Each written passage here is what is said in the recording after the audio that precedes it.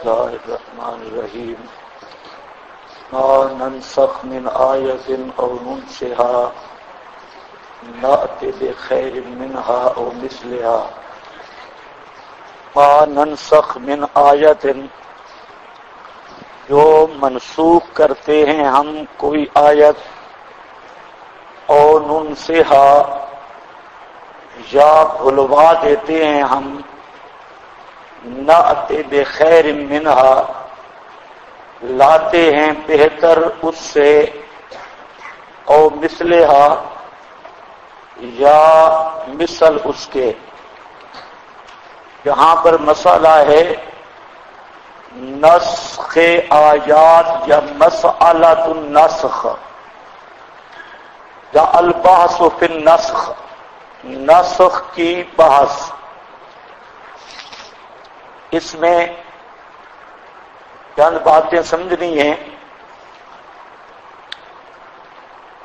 پہلی بات کہ نسخ کی حقیقت،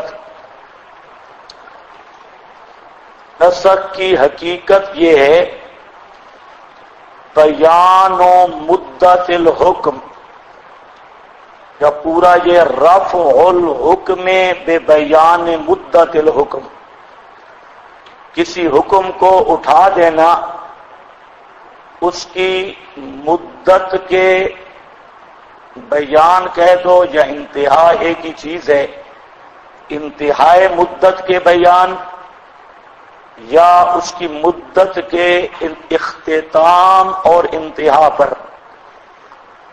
رفع الحکم عند انتہاء الحکم یا بیان مدت بیان مدت الحکم، مراد ایک ہی ہے کہ کسی حکم کو اٹھا دینا اس کی مدت کے انتہا کے ساتھ، یا یہ بیان کرنے کے لیے کہ اس کی مدت ختم ہو گئی ہے۔ نسخ کی مثال یہ ہے کہ جیسے حاذق طبیب مریض کے حالات بدلنے پر نسخہ تبدیل کرتا ہے، حاذق طبیب ہو تو مریض کے حالات بدلنے پر وہ نسخہ بھی بدل دیتا ہے۔ اس کا یہ مطلب نہیں ہوتا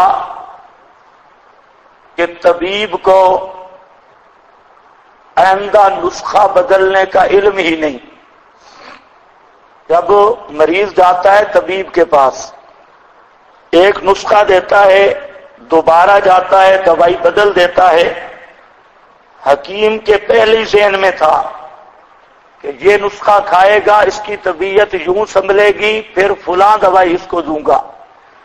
وہ اسی لیے پرچیاں بھی دے دیتے ہیں کہ پہلی پرچی دکھاؤ، وہ پہلی دوائی کے بعد دوسری دوائی کی تبدیلی عدم علم طبیب کی دلیل نہیں، بلکہ مہارت طبیب کی دلیل ہے۔ جو طبیب مریض کو ایک ہی دوائی دیتا ہے تو وہ احمق ہے۔ مریض کی طبیعت بدل رہی ہے، سنور رہی ہے، اور وہ پہلے دن والا نسخہ دوسرے دن بھی، تیسرے دن بھی، چوتھے دن بھی، تو مریض کی خیر نہیں ہے۔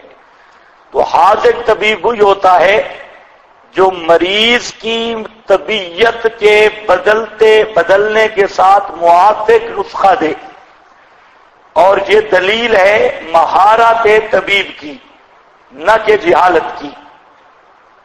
تو اسی طرح بلا تشبیہ اللہ تعالی بندوں کے حالات کے موافق ایک حکم دیتے ہیں، اور اللہ تعالیٰ کو معلوم ہوتا ہے اس حکم کے بارے میں کہ یہ حکم فلاں مدت تک چلے گا، اور اس مدت پر ان کی طبیعت بدلے گی، حالات بدلیں گے تو فلاں نسخہ پھر کارگر ہوگا، فلاں نسخہ۔ تو نسخ ہوتا ہے ہمارے اعتبار سے، مخاطبین اور مکلفین کے اعتبار سے کہ ہمیں اس حکم کی مدت معلوم نہیں ہوتی، جبکہ اللہ تعالیٰ کو اس حکم کی مدت معلوم ہے، اور اللہ تعالیٰ کے علم ازلی میں یہ بات ہے کہ یہ نسخہ اتنی مدت تک ہوگا، اس کے بعد فلا حکم دوں گا، یہ علم الہی میں بات موجود ہے، جبکہ مکلفین کے علم میں چونکہ حکم کی مدت معلوم نہیں ہے، اس لیے نسخ ہوتا ہے ہمارے اعتبار سے اور جعل ہوتا ہے مکلفین کی طرف سے، نہ کہ حکیم کی طرف سے، اللہ تعالی کی طرف سے۔ اب اس تقریر پر یہودیوں کے سارے اعتراضات ختم ہو گئے۔ یہود کے مسئلہ ناسخ پر اعتراضات ہیں۔ یہود نسخ کے قائل نہیں، وہ کہتے ہیں کہ شرائع میں نسخ نہیں ہو سکتا۔ اصل ان کی بنیاد یہ ہے کہ قرآن کریم کے آنے سے تورات منسوخ ہوئی، لیکن وہ اس کو مانتے نہیں، کہتے ہیں کہ اگر نسخ مانا جائے تو اس سے تو جہل باری تعالی لازم آتا ہے۔ اگر حکم کا نسخ مانا جائے، پہلے ایک حکم پھر دوسرا حکم، تو اس کا مطلب ہے پہلے اللہ تعالیٰ کو پتہ ہی نہیں تھا کہ یہ حکم دینا تھا اور پھر اس کو بدل دیا، وہ اس معنی میں لیتے ہیں۔ لیکن اصل بے ایمانی ان کی یہ ہے کہ شریعت موسوی منسوخ نہیں، اس پر وہ زور لگاتے ہیں۔ مسئلہ ناسخ میں وہ کہتے ہیں کہ شریعت میں نسخ ہو سکتے ہی نہیں، اللہ تعالیٰ کے حکم میں نسخ ہو سکتے ہی نہیں، اس لیے شریعت موسوی ابدی شریعت ہے، اس میں کوئی نسخ نہیں ہو سکتا۔ اصل ان کی بنیاد یہ ہے۔ لیکن ہم نے جو تقریر کی اہل اسلام کے نزدیک نسخ کی، ہم کہتے ہیں کہ ناسخ کا مطلب ہے کسی حکم کو اٹھانا اس کی انتہائی مدت پر، اور وہ جو انتہائی مدت ہے وہ اللہ تعالیٰ کو معلوم ہے، جعل باری لازم نہیں آتا، وہ اللہ تعالیٰ کو معلوم ہے، جعل ہے مکلفین کے اعتبار سے، مخاطبین کو معلوم نہیں، لیکن اللہ تعالیٰ کو وہ مدت معلوم ہے۔ اور اس کی عقلی مثال وہ یہی ہے طبیب کی، کہ طبیب مریض کے حالات بدلنے پر نسخہ بدلتا ہے، جو کمال طبیب اور ذہانت اور علم طبیب کی دلیل ہے۔ اور جو طبیب مریض کو ایک ہی نسخہ دیتا ہے، جو حالت بھی بدلے، تو وہ احمق طبیب ہے۔ ہمارے علاقے میں ایک حکیم صاحب ہیں، وہ ہر مریض کو ایک ہی ٹیکہ لگاتے ہیں، فرض جو بھی ہو ٹیکہ ایک ہے۔ اور ایک دفعہ یوں بھی ہوا کہ ایک آدمی مریض کے ساتھ آیا تو ٹیکہ اس کو بھی لگا دیا۔ ایک کام اس نے پوری ہے، وہ بڑا کھتری حکیم، تو ایک کام اس نے پوری زندگی میں بڑا اچھا کیا۔ ایک بریلوی مولوی ہے اس کے پاس، بڑا بھونکا مولوی تھا، تو اس نے جو اس کی داڑھ میں درد تھا، اس نے جو ٹیکہ لگایا تو 5 منٹ بریلوی مولوی نہیں ٹھہرا، مر گیا۔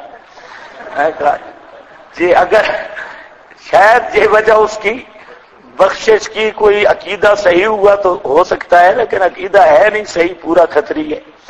چلو بہرحال، تو یہ نسخ کی جو تقریر ہے یہ اعتراضات یہود کا یہ جواب ہو گیا۔ اس کے بعد مسئلہ سمجھو، تفصیل نسخ۔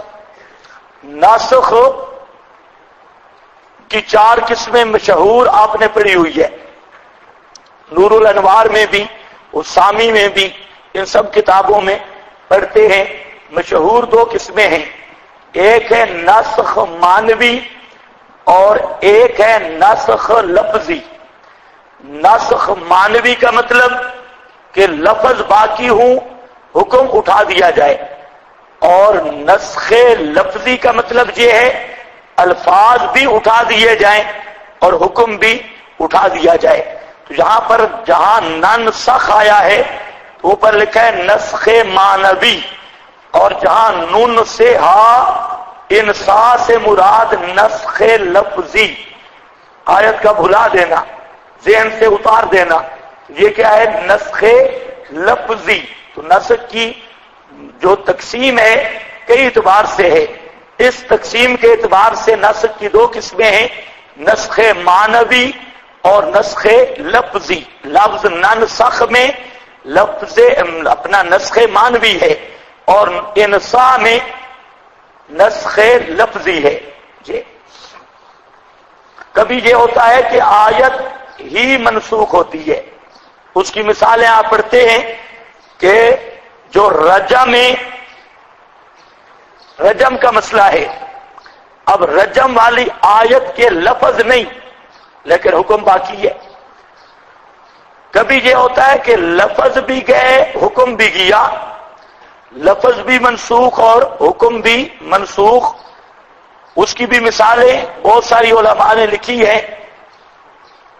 جو روز و کفارے کا روزے متتابعات، اس کا بعض علماء کے نزدیک متتابعات کا لفظ بھی نہیں حکم بھی نہیں، لیکن بعض کے نزدیک حکم باقی ہے۔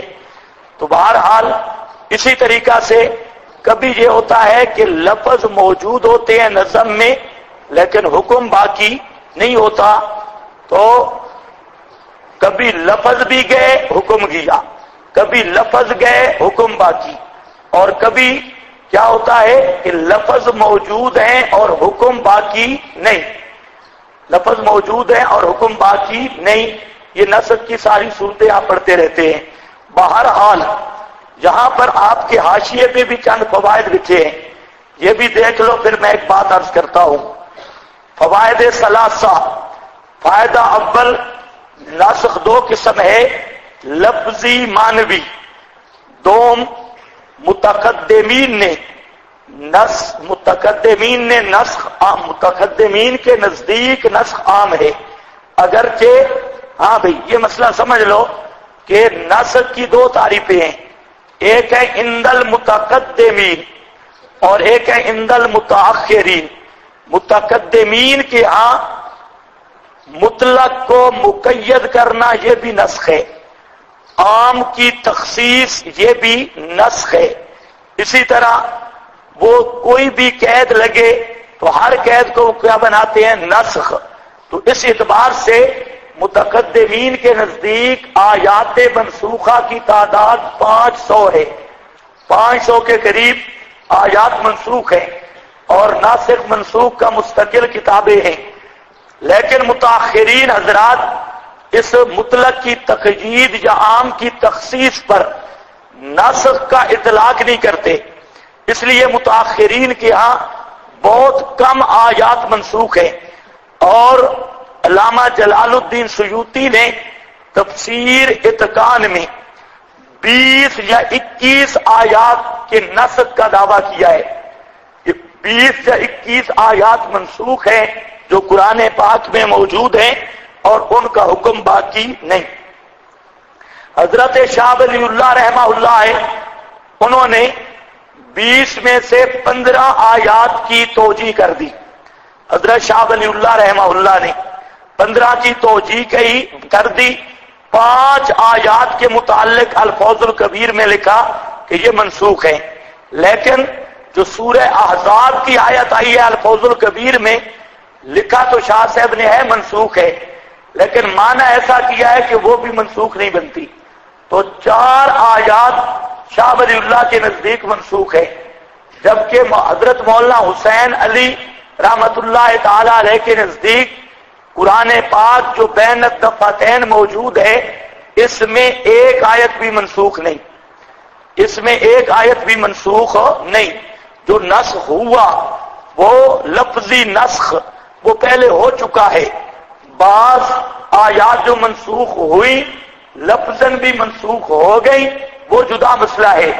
جو قرآن بین الدفتین یہ موجود ہے، اس موجود قرآن میں جس کو قرآن کہتے ہیں، اس میں کوئی ایک آیت بھی منسوخ نہیں، حضرت مولانا کا یہ دعویٰ ہے۔ اور جو 4 آیات حضرت شاہ ولی اللہ رحمہ اللہ وہ منسوخ ٹھہراتے ہیں، حضرت نے ان کا بھی ایسا معنی کیا ہے کہ نسخ کا احتمال ہی ختم ہو گیا۔ اب پہلے حضرات نے 500 آیات منسوخ مانی، علامہ سیوطی نے 20 یا 21 آیات کو منسوخ مانا، باقی کی توجیہ کر دی، اور شاہ ولی اللہ رحمہ اللہ نے 5 کو منسوخ مانا، لیکن بنتی 4 ہیں، کیونکہ 5ویں کا معنی بھی ایسا کیا کہ وہ منسوخ معلوم نہیں ہوتی، اور 4 کو منسوخ مانا حضرت مولانا حسین علی صاحب رحمہ اللہ نے یہ دعویٰ کیا، بلکہ ثابت کیا کہ موجودہ قرآن جو بین الدفتین موجود ہے اس میں کوئی ایک آیت بھی نہیں جو منسوخ ہو۔ سمجھ آئی یہ بات؟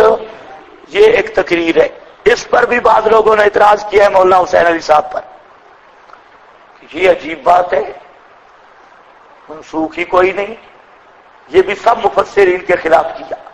تو ہم کہتے ہیں مسئلہ کوئی نہیں، پہلے سیوطی سے پوچھو، پہلے 500 کہہ رہے تھے تو سیوطی نے وہاں پر 480 میں خلاف کر دیا بقیہ مفسرین کا، تو پہلے مجرم سیوطی ہے، اس کے بعد دوسرا مجرم شاہ ولی اللہ ہے۔ اگر اس کا نام جرم ہے تو شاہ ولی اللہ نے، سیوطی صاحب تو 20-21 منسوخ مار رہے تھے، اور شاہ صاحب نے 15-16 اور بھی جمہور کے خلاف کر دیا، اور جس جرم میں شریک ہو گئے تو آگے آئے مولانا حسین علی۔ مولانا حسین علی صاحب رحمہ اللہ نے تو صرف 4 میں اختلاف کیا ہے نا شاہ ولی اللہ سے، اور شاہ ولی اللہ نے سیوطی سے اختلاف کیا ہے 15-16 میں، اور سیوطی نے جمہور سے اختلاف کیا ہے 480 میں، تو 480 والا کیس تو علامہ سیوطی پر ہوگا، کوئی سمجھ نہیں۔ یہ کیس تو کس پہ ہوگا؟ علامہ سیوطی کا کیس تم بھگت لو، پھر شاہ ولی اللہ کا بھگت لو، تو انشاءاللہ مولانا حسین علی صاحب کا ہم بھگت لیں گے، لیکن یہ کیس اوپر سے شروع ہوگا۔ تو یہ بھی جہالت کی انتہا ہے ترمذی صاحب کی، خواہ کے ایسے بہانے بناتے ہیں۔ تو عرض یہ کر رہا ہوں، علامہ انور شاہ صاحب رحمہ اللہ وہ ایک عجیب جملہ فرماتے ہیں، وہ فرماتے ہیں کہ کوئی آیت بھی ہے وہ ہر اعتبار سے من کل وجہ وہ منسوخ نہیں، من کل وجہ وہ منسوخ نہیں۔ کیا مطلب؟ یہ بات باریک ہے، تھوڑی توجہ فرماؤ، لکھنا بند کر دو۔ ہر آیت من کل وجہ منسوخ نہیں، کیا مطلب؟ شاہ صاحب کا مطلب یہ ہے ایک آیت ہے اور اس کے 2-3 معنی بن رہے ہیں، اب وہ آیت ایک معنی اگر کیا جائے تو وہ منسوخ ہوگی، اور دوسرا معنی کیا جائے تو وہی آیت منسوخ نہیں ہوگی۔ یعنی ایک ہی آیت ہے، اس کے متعدد معانی ہیں، اب ایک معنی لیا جائے تو اسے منسوخ ماننا پڑتا ہے کیونکہ وہ حکم باقی نہیں، یہ انشاءاللہ آپ دیکھیں گے۔ اور اگر دوسرے معنی لیا جائے تو اس معنی کے اعتبار سے وہ منسوخ نہیں۔ تو کہنا یہ چاہتے ہیں پھر ایسے معنی پر معمول کیا جائے جس میں نسخ کا قول نہ کرنا پڑے۔ تو اسی طرح ہوگا حضرت مولانا حسین علی صاحب یا حضرت شاہ ولی اللہ وہ یہی کرتے ہیں کہ آیت کے متعدد معنی ہیں، ایک معنی اگر کسی نص کے خلاف ہو تو وہ دوسرے معنی پر معمول کرتے ہیں۔ اب جو دوسرے مفسرین ہیں وہ معنی جو نص کے خلاف ہے اسی آیت کا ہے، محتمل ہے، وہ وجہ بھی، لیکن وہ معنی مراد لے کے کہتے ہیں کہ یہ منسوخ ہے، جبکہ ہمارے حضرات آیت کو اس معنی پہ معمول کرتے ہی نہیں، یہ دوسرے معنی پر معمول کر لیتے ہیں اور کہتے ہیں یہ منسوخ نہیں۔ اگر یہ بات سمجھ آ جائے سارے اعتراضات ختم۔ بھئی منسوخ میں کیا ہوتا ہے؟ آیت کے متعدد معانی ہیں، ان میں سے اگر ایک معنی لیا جائے تو وہ دوسری کسی نص کے خلاف ہو رہا ہے، تو مفسرین جو نسخ کے قائل ہوتے ہیں وہ یہ کہہ دیتے ہیں کہ آیت کا یہ معنی ہے اور فلاں آیت اس کے لیے ناسخ ہے، اس کے خلاف یہ معنی ہو رہا ہے تو وہ نص اس کے لیے ناسخ ہے۔ لیکن علامہ صاحب یہ فرما رہے ہیں کہ متعدد معانی میں سے آیت کا وہ معنی لو جو کسی نص کے خلاف نہیں، تاکہ آیت کو منسوخ نہ ماننا پڑے۔ اصل میں بات ہی یہ ہے، مولانا حسین علی صاحب اور شاہ ولی اللہ آیت کا ایسا معنی کرتے ہیں کہ وہ کسی نص کے خلاف ہوتے ہی نہیں، جب نص کے خلاف نہیں تو وہاں ناسخ منسوخ ماننے کی ضرورت ہی نہیں ہوتی، بلکہ آیت کا معنی بھی حل ہو جاتا ہے اور ناسخ کا قول بھی نہیں کرنا پڑتا۔ یہاں پر ایک اور بات ہے مسئلہ نسخ میں، وہ یہ ہے کہ اہل تشیع کاتبتن تحریف قرآن کے قائل ہیں. شیعہ کے ساتھ گفتگو ہو تو موضوع تحریف قرآن رکھنا چاہیے، باقی باتیں بعد میں. تمام اہل تشیع کاتبتن اول تا آخر سارے بے ایمان وہ تحریف قرآن کے قائل ہیں، اور وہ کہتے ہیں قرآن پاک میں قد حرفا و بدلا و زیدا و نکسا، قد حرفا و بدلا و زیدا و نکسا. قرآن پاک میں تحریف کر دی گئی، تبدیلی کر دی گئی، کچھ آیات نکال دی گئی، کچھ اپنی طرف سے بڑھا دی گئی. یہ تمام شیعوں کا نظریہ ہے، بلکہ یہ ضروریات مذہب شیعہ سے ہے. ہمارے حضرات نے اس طرف توجہ کم کی ہے. علامہ عبدالشکور لکھنوی رحمت اللہ تعالی علیہ انہوں نے اس بات کو چھیڑا ہے اور خوب کر کے چھیڑا ہے. شیعہ کے اس عقیدے کو علامہ عبدالشکور لکھنوی نے بہت چھیڑا. باقی امام اہل سنت تھے اور زبردست کام کیا شیعہ پر، شیعہ کے خلاف. اللہ نے اس سے کام لیا.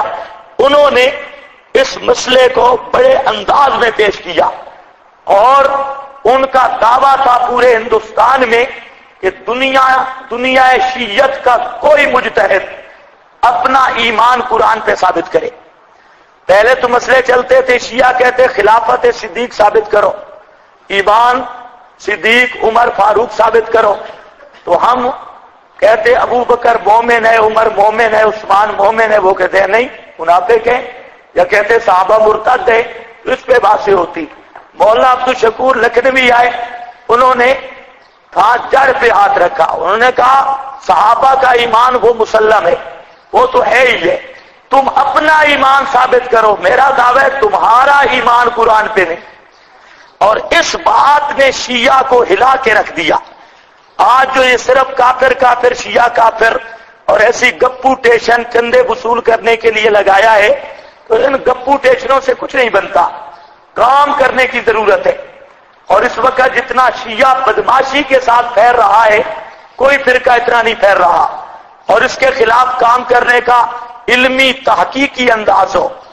صرف آج کل تو ٹولہ بازی، نعرے بازی اور حضرت صاحب قدم بڑھاؤ ہم تمہارے ساتھ ہیں. ایک دفعہ جوش تھا، بہت بڑا جلسہ تھا، وہاں پر قائدین تشریف فرما تھے اور یہ قائد ہمارے قدم بڑھاؤ ہم تمہارے ساتھ ہیں، یہ بھی ساتھ تھے. بڑا جلسہ تھا. تو کسی آدمی نے شرارت کی، ادھر نعرے لگ رہے تھے کہ قائد ہمارے قدم بڑھاؤ ہم تمہارے ساتھ ہیں. کسی آدمی نے بلی کو اوپر دیوار سے کسی کپڑے میں بند کر کے بلی کو اوپر نیچے پھینکا.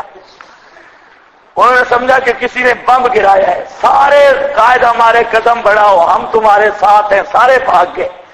سٹیج پر صرف خطیب ہی رہ گئے. سارے نعرے گئے، خون دیں گے تے غلامی تے فلاں، صرف ایک بلی گری تھی اور سارے بھاگ گئے. حالت ان کی یہ ہوتی ہے. تو بہرحال جذبات اپنے مقام پہ ہیں. شیعہ کے کافر ہونے میں کوئی شک ہی نہیں، وہ علیحدہ مسئلہ ہے، لیکن ہے کافر کیوں یہ پتہ ہونا چاہیے. تو شیعہ سارا تحریف قرآن کا قائل ہے. اس پر انشاءاللہ انا نحن نزلنا الذکر، اس دفعہ وہ لمبی بات نہیں ہوگی، پچھلی دفعہ ہوئی ہے، لیکن تحریف قرآن کا مسئلہ تفسیر میں عرض کروں گا. وہاں پر ان کی اصل کتابیں چند ایک اور حوالے، کیونکہ پچھلی دفعہ پوری تفصیل سے ہو گیا، اس دفعہ عبارات اکابر پہ بھی وقت لگ گیا. تو اس دفعہ مستقل طور پہ تحریف قرآن کی بات نہیں آئے گی. تو بہرحال وہاں بیان کروں گا. تو عرض یہ کر رہا ہوں کہ سارے شیعہ ان کا اس قرآن پہ ایمان نہیں. اب جب شیعہ فرض جاتے ہیں تو وہ اعتراض کرتے ہیں جو آیات آپ کے یہاں منسوخ ہیں، وہ بات ساتھ چلاتے ہیں نسخ قرآن کی. حالانکہ موضوع کیا ہوتا ہے؟ تحریف قرآن کا موضوع ہے تحریف قرآن. وہ بات چلاتے ہیں نسخ قرآن کی، اور پھر وہ پیش کرتے ہیں تم کہتے ہیں سورہ احزاب یہ سورہ بقرہ جتنی تھی باقی کہاں گئی، اور تم یہ کہتے ہو وہ کہتے ہو فلانی صورت اتنی تھی اتنی ایتیں گئی. یہ طلاق سورت طلاق اتنی تھی، احزاب اتنی تھی، تو یہ ساری کام وہ سارے نور الانوار اور حب اللہ جیون کے حوالے ادھر ادھر کا سارا وہ رتب و یابس اکٹھا کرتے ہیں، اور اصل بنیاد ہوتی ہے تحریف قرآن کا موضوع بدلنے کے لیے نسخ قرآن کی بات کو چھیڑتے ہیں۔ تو پہلی گزارش یہ ہے کہ تحریف کا موضوع اور ہے اور نسخ کا موضوع اور، کیونکہ تحریف ہے بندوں کی طرف سے۔ تحریف کا مطلب ہے کہ مریض خود نسخہ بدلے، اور نسخ کا مطلب ہے کہ حکیم نسخہ بدلے۔ اب مریض کا نسخہ بدلنا اور حکیم کا نسخہ بدلنا، اس میں کوئی فرق ہے یا نہیں؟ ایک ہے مریض اپنی طرف سے نسخہ بدل دے، ایک ہے حکیم خود اپنے نسخے میں تبدیلی کرے۔ تو نسخ ہوتا ہے من جانب اللہ، اللہ تعالیٰ ایک حکم دے کر اس حکم کو اٹھا دیتے ہیں۔ اور تحریف، شیعہ جو اس تحریف کے قائل ہیں وہ من جانب صحابہ ہے، وہ کہتے ہیں کہ صحابہ کرام چونکہ معاذ اللہ ان کا ایمان صحیح نہیں تھا، اس لیے انہوں نے قرآن پاک کو بدلا ہے، اس کی ایتیں بڑھائی اور کم کی ہے۔ تو یاد رکھنا ناسخ تو منزل کی طرف سے ہے، اور جو تحریف ہے وہ منزل الیہم کی طرف سے ہے، یعنی بندوں کی طرف سے ہے۔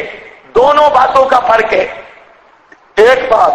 دوسری بات یہ ہے کہ خود شیعہ کے مجتہدین وہ بھی اس کا فرق کرتے ہیں، ناسخ کا اور تحریف کا۔ اہل تشیع کی تفسیروں میں، حتیٰ کہ یہ اردو کی تفسیریں، مقبول حسین دہلوی کی زمیمہ، اس نے صاحب نسخ اور تحریف کا فرق لکھا۔ اسی طرح فرمان علی شیعہ اردو کا حاشیہ، اس نے بھی نسخ کا اور تحریف کا فرق بیان کیا۔ اسی طریقہ تفسیر صافی شیعہ مذہب کی، اس میں بھی نسخ کو یہی اسی معنی میں لیا جس معنی میں ہم لیتے ہیں، اور تحریف کو جدا کر کے دونوں کا فرق کیا۔ اسی طرح شیعہ کی تفسیر مجمع البیان طبرسی کی، جو سب سے شیعہ مذہب کی اعلیٰ تفسیر ہے، علامہ طبرسی کی مجمع البیان، اس میں بھی اس نے نسخ کا مسئلہ جدا بیان کر کے تحریف اور نسخ کا فرق بیان کیا۔ اسی طرح منہج الصادقین جو حسن عسکری کی طرح منسوب ہے، وہ تفسیر شیعہ کی، اس میں بھی انہوں نے فرق کیا۔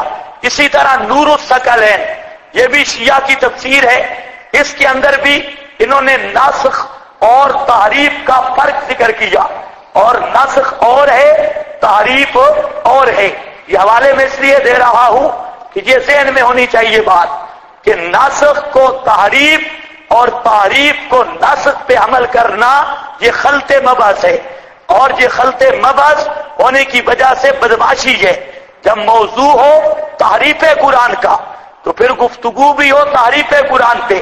اگر شیعہ نسخ کا انکار کریں تو ہم شیعہ کے ائمہ سے نسخ ثابت کریں گے، اور اگر شیعہ نسخ کو مستقل مانتے ہیں، تحریف کو مستقل مانتے ہیں جیسا کہ ان کا اپنا مذہب ہے، تو پھر تحریف والی بات کو نسخ میں لے آنا اصل شکست اور بدمعاشی یہ ہے۔ تو اس لیے دونوں موضوع جدا ہے۔ نسخ کا جو ہمارا مسئلہ ہے، اس مسئلہ میں شیعہ ہمارے ساتھ متفق ہے، وہ بھی نسخ کا یہی معنی کرتے ہیں جتنے حوالے میں نے دیے۔ اور جو مسئلہ تحریف کا ہے یہ شیعہ کا خاصہ ہے، شیعہ معتقد ہے تحریف کے، اہل سنت اس کے منکر ہیں۔ تو یہ بھی اس بات کی دلیل ہے کہ تحریف اور ہے اور نسخ اور ہے۔ اچھا جی، یہ بات ختم ہو گئی۔ یہاں پر لفظ آ رہے ہیں ما ننسخ من آیت اور ننسہا، جو منسوخ کرتے ہیں ہم آیت کو، اور ننسہا یا بھلوا دیتے ہیں، نعت بخیر منہا۔ حضرت نیلوی شاہ صاحب رحمہ اللہ وہ معنی کرتے ہیں ما ننسخ من آیت، جو منسوخ کرتے ہیں ہم کوئی آیت کوئی حکم جیسا رائنا، جیسا رائنا، یہ رائنا کو منسوخ کیا، اور ان سے آج اس کو بھلا دیتے ہیں، نعت بخیر منہا، لاتے ہیں اس سے بہتر جیسے انظرنا، لاتے ہیں اسے بہتر، جیسے بہت زبردست بات کی، جیسے انظرنا۔ اب خیریت کا معنی بھی سمجھ آ گیا۔ اس پر اشکال ہے کہ جو پہلی آیت ہے وہ بھی کلام اللہ ہے اور دوسری آیت وہ بھی کلام اللہ، تو خیر کا پھر کیا معنی ہے؟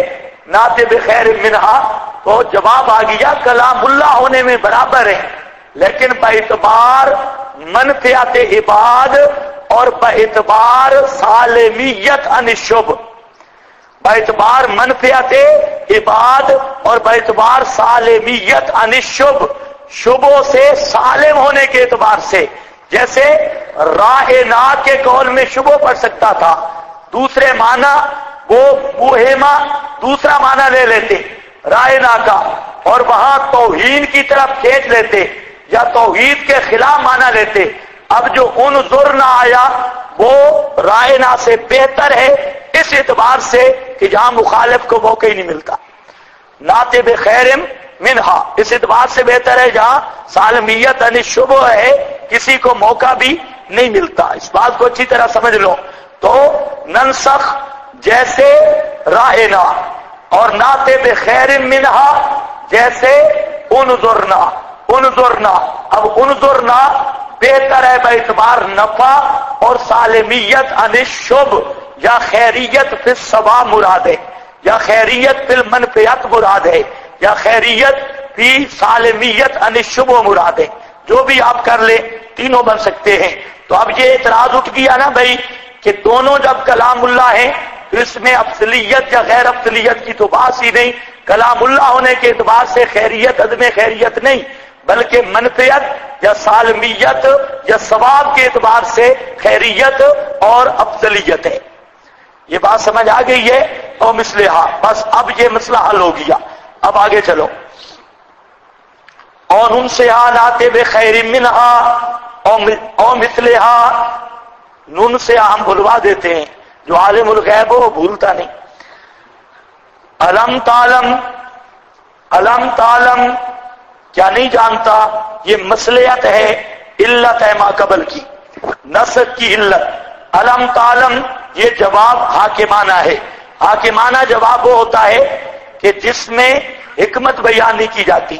یہ جو نسخ ہوا، یہ نسخ ما ننسخ من آیت، یہ نسخ جو ہے کیوں ہوا؟ فرمایا میں قادر ہوں، تم پوچھنے والے کون ہو؟ یہ نسخ کیوں کرتا ہے؟ میری مرضی، تم کون ہو پوچھنے والے؟ یہ جواب ہے حاکمانہ۔ علم تعلم کیا نہیں جانتا تو ان اللہ بے شک اللہ علی کل شیء قدیر، اوپر ہر چیز کے قادر ہے۔